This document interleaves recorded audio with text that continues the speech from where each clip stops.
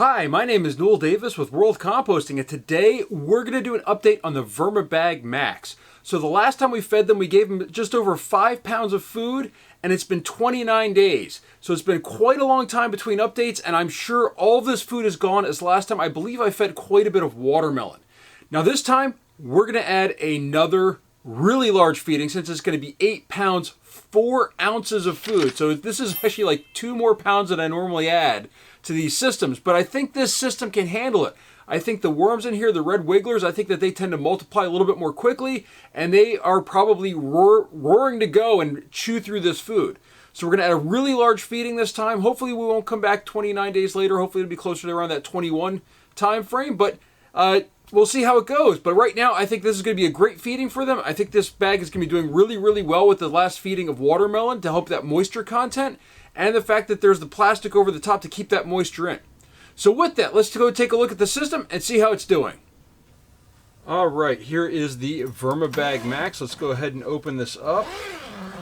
I'm curious, I can't remember if we had fruit flies in here at some point. I think that they've dissipated, but as we open it up here, I'm sure we'll see. I'm not seeing any, which is a great sign. And then we've got our little container here. It looks like there's tons of fruit flies in there, so hopefully that they're all dead in that little container there. So with that, let's go ahead and take out this tarp, which again I think really helps out the system. We got some worms on it, we've got some springtails, a lot of springtails look like, or something along here. I'm guessing those are springtails. And again, actually at the bottom section, we got some more worms down there. Not surprising, that's where we had it pressed up very tightly against the compost area here. And now let's go ahead and dig through here and see how this system is doing. It's looking like there's worms on the surface here. Actually, let me zoom you in just a hair. There we go. No reason to have you so far back. And you can see there's lots of castings deposited on the top here, except around the edges where it's sort of dried out. So we're going to go ahead and start in this corner where the container was. Let's just go ahead and dig over here a little bit. I do expect most of this material to be worked through. Although, oh yeah, by the way, that reminds me, we did add pine shavings last time. I like adding that extra different material in here, and there's already worms through here. Got worried there for a second. It looks like we've got a piece of an avocado peel. Those take a long time to break down. Let's just see here. Are there any worms in here? I'm not seeing any worms. We can go ahead and break that apart maybe a little bit more for them. Let's keep going on this side over here. We did add those pine shavings, which might be mixed in a little bit, so it's harder to tell what's fresh and what's not. But let's just go ahead and dig up a handful right here and look at this material. I mean, just look at it. This is great material. We do have some of the corn husks left in here, which they're almost gone as well. These take a while to break down. They're very tough, very fibrous, and these do take a long time to break down, but the worms are working on those. We've got a corn on the cob over here. This one feels very, very soft. The worms are really working through that as well. In fact, I saw one on here right there. There's a worm. You guys can see that. So they're working through this material really well. No food left in here. I'm not surprised by this. As I said last time, I'm pretty sure we fed watermelon. Another corn on the cob over here in this corner. Again, very soft. Look at that, loaded with worms. Broke it open, it was just filled with worms. Look at that. So they're working through those corn cobs. It's a great sign. Put that back, dig in this corner right here. Let's just take a look. Again, the material looks fantastic. There's actually a really good moisture content level as well. It's a little bit moist, but not overly moist. You can see tons of worms in here. They're moving around. Those pine shavings are taking a little longer to break down. We've got a nice couple fat worms right here. Let's just see if I can show you one of those. Big fat red wigglers. They're normally not that big. Normally I've got little tiny guys, but they're chowing down in here. Let's just move this back over here. Let's go ahead and dig in this, to me, front, for you, the back. Oh, I see a pile of worms here. Looks like they found some coffee grounds that had not yet fully broken down, and they're working their way through it. Did the light just get brighter, or was that just me? So it looks like they found some coffee grounds, maybe that they were still working through. They finally got through that packaging. Again, some more corn husk in here. And again, they will work through it. And I don't know if you can see on there, but there are some, it looks like some pot worms maybe on there. Some small white worms. I don't really care about pot worms. They're fine to be in your system. They'll come and go as they please. I found that it's better to not try to be like, I can't have any pot worms on my system. Again, material in here just looks fantastic. Doing a really good job. You can just see right here we've got the pine shavings, and then it just goes straight into full castings. You got some cardboard mixed in, and then all castings are at the bottom essentially. Great looking material. Again, no food. It's a piece of avocado peel right here. Those do take, as I said, a while to break down.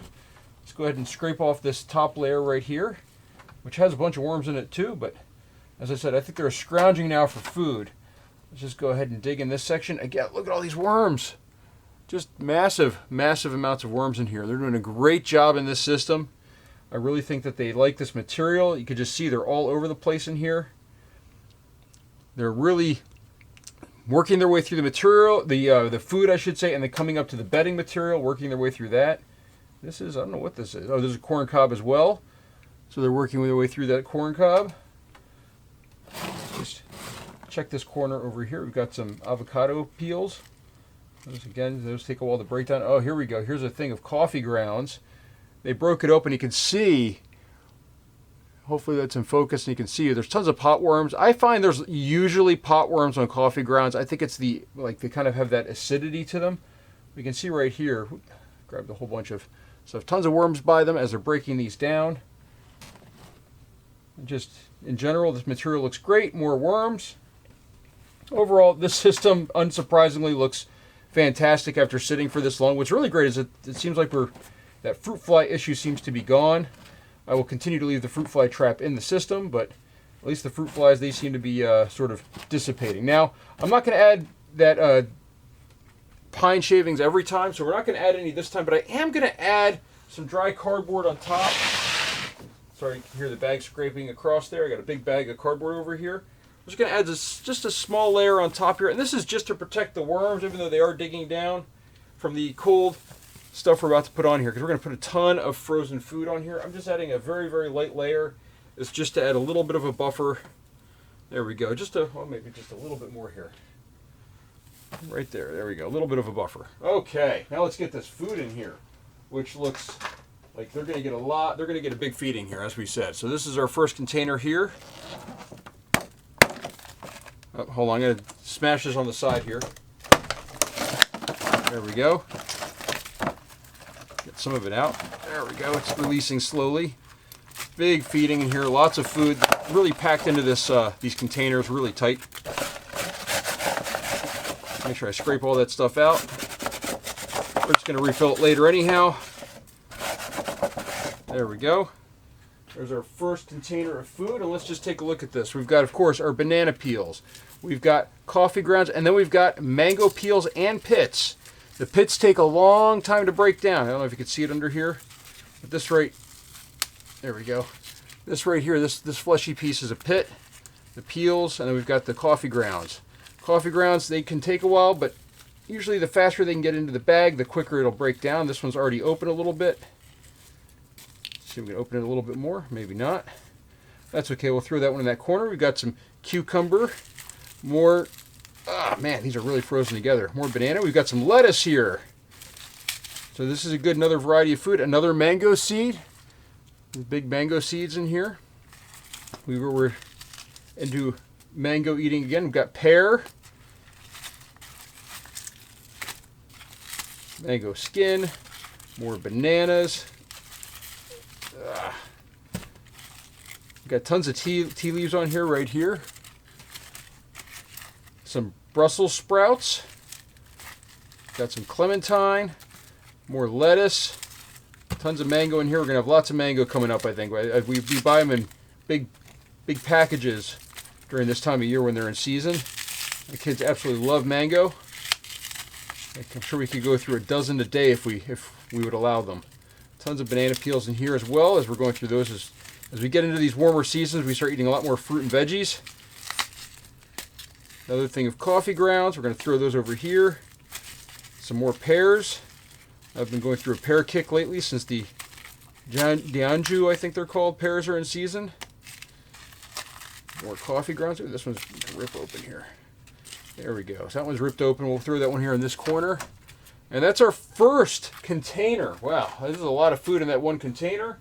And this one feels even more full. I'm going to have to break this one on the side real quick, though.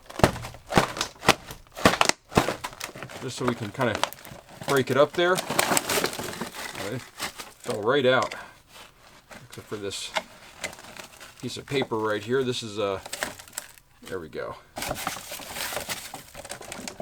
There we go. Got some of the frost in there. Add a little bit more moisture to the system.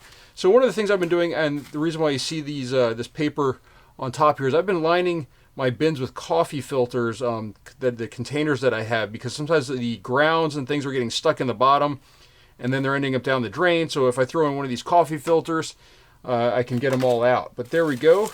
That's the coffee filter, which will also break down here. We've got more banana peels. More banana peels. As you can see, we've got some asparagus pieces. Lots of asparagus. We've also been, as I said, we're in that fruit and veggie kick right now. So we've been having a lot of asparagus, a lot of mango. As you can tell by another seed in here. I think we'll have, might be a couple of them in here. There might be up to, this is what, 1, 2, 3, 4, 5 seeds in here right now. I think we had an 8-pack of mangoes, so it could be up to 8 mango seeds in here. But that's fine, they'll slowly break down. More banana peels. Got some more coffee grounds on here. I can't seem to break these apart. These are really frozen together. So we'll throw those in this corner over here with the mango seed. More coffee grounds, more mango. As you can tell, this is a massive feeding we're putting in here. More mango. Another mango seed, as I said. So that's 1, 2, 3, 4, 5, 6. Right? 1, 2, 3, 4. Yeah, this is the 6th. Okay.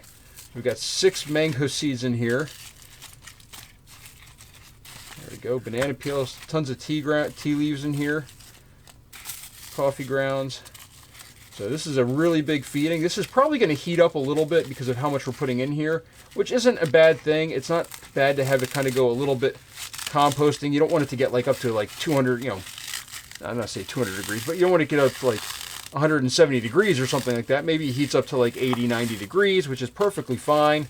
The worms can burrow down into the system and then come right back up into here when they are when it cools down and it's available to them. And that's going to make it more biologically ready for them as well, as they're going to have a ton of microbes in the system by that point that they can feed off of. So we'll see if that happens. I don't always get down here to monitor temperatures, but typically I can tell because the system itself will kind of just be radiating heat as I come by. That has happened before, especially when it's only 60 degrees in my basement or 65.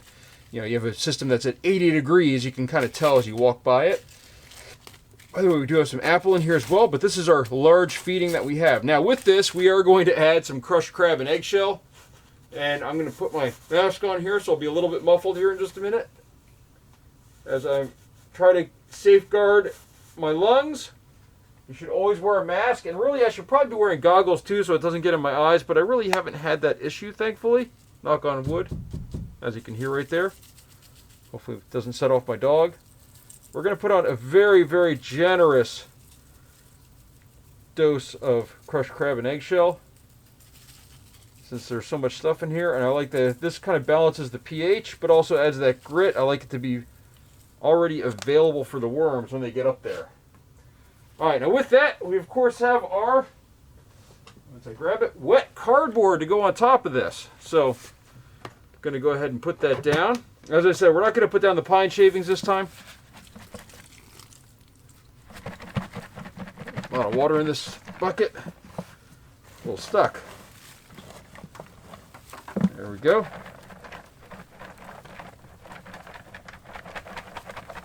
if I can get it all out of here. Alright, there we go. As you can see, we fill this up almost to the top almost every time, and we come back and it's fallen down quite a bit. Now, there's not really quite enough paper to cover everything. I might add a little bit more.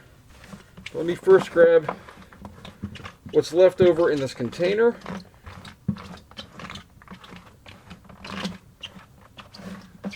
Just going to squeegee this out with my hands, throw it in here.